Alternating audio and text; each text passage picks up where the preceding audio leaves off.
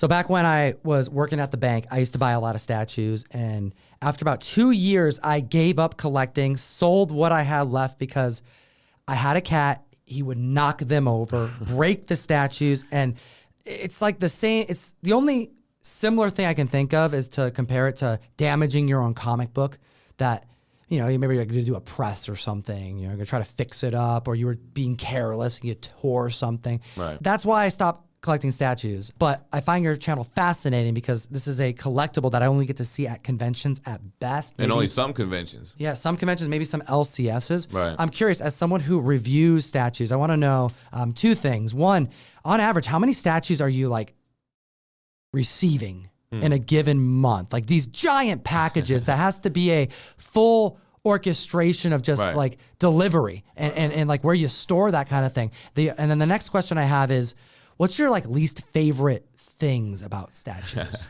Got you. And if my cat was knocking down my statues, constantly damaging them, I probably would not want to collect statues anymore either. Or cats. It depends on the cat. If it's Butch, statues got to go. Straight up. How many statues? I don't really tally that up at all. It's got to be once a month at least. Maybe sometimes there's a little bit more.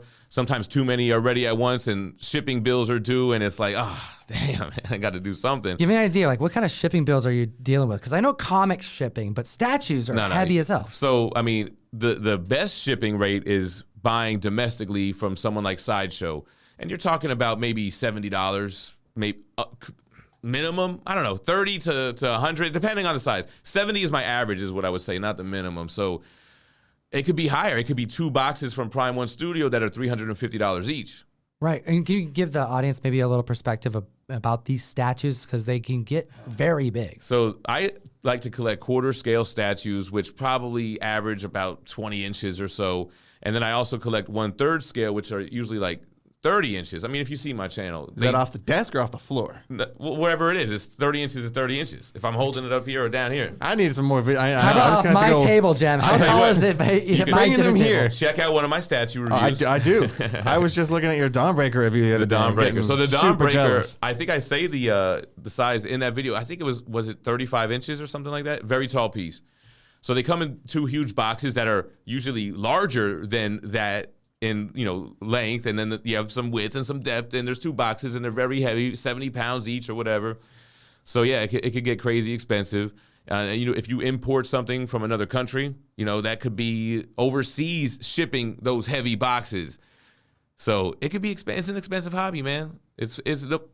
What is some of the things I hate about collecting statues? Paying for shipping costs. What about the cost of the actual statues? Can you give me some perspective? Like average costs of these giant statues. It's funny you say that because some of the shipping costs can be the price of an average statue, which is insane. But yeah, a typical quarter scale, premium format from Sideshow or a maquette, probably averages around $600. Shipping would be maybe something like I said, $70. I mean, depends on where you are, this and that. But Sideshow will distribute Prime One Studio pieces from Prime One in Japan, and they have the Dawnbreaker. They do DC 1/3 scale pieces, and it could have 2 boxes, and you could end up with $250 per box, $300 per box. So the good thing about statues is they're pre-orders. They pre-order, and they have a 9-month window or so to be made, so they offer payment plans. It's nice to have the statue paid off, so when the shipping bill comes, that's the only thing you got to deal with. So yeah, I mean, you have that kind of Sideshow range, and then the Prime One Studio range, you're looking at around $1,500. So, there could be because of the size difference or more going on, more material, whatever the reasons for the higher cost.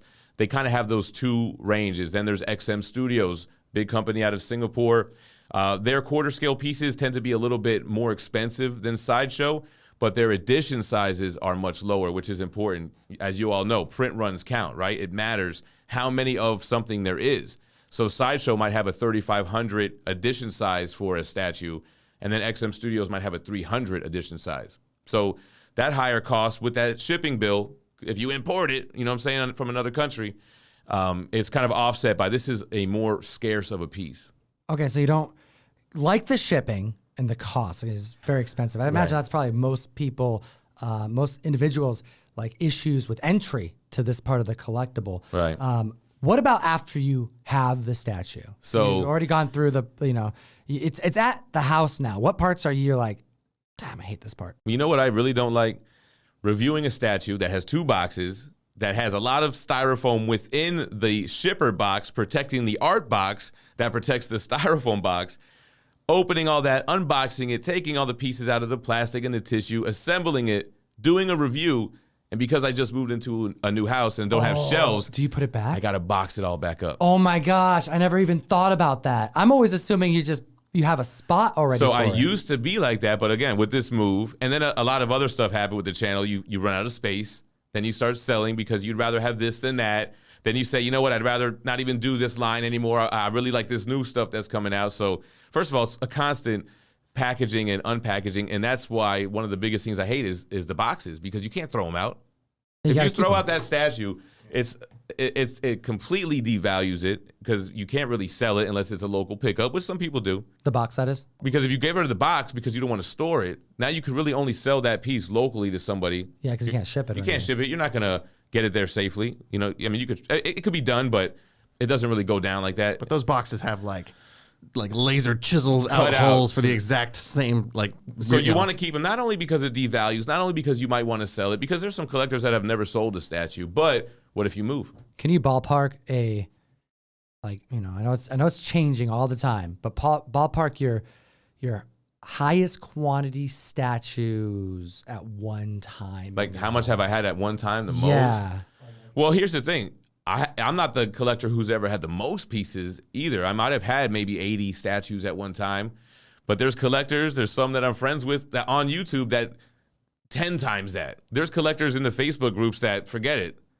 They have every statue. They have huge houses where they're able to display it. So there's always a bigger fish in the sea in anything. So, you know what I'm like now just piecing together is that you must have an entire room just for the boxes. Well, I'll tell you what we did. Or a storage unit or something. We used to keep them all in the garage, but then I didn't like that because a lot of statues come with alternate switch outs, portraits, head sculpts or whatever, different stupid arms. plain one for the Dawnbreaker. And I don't want it, right. Yeah. That was kind of not a good one. And, some people keep them out, then it kind of gets cluttered. Me, I put it back in the box. So I didn't really want all these boxes with pieces of statues in the garage during the heat. We were in a very hot climate. So I had a storage unit.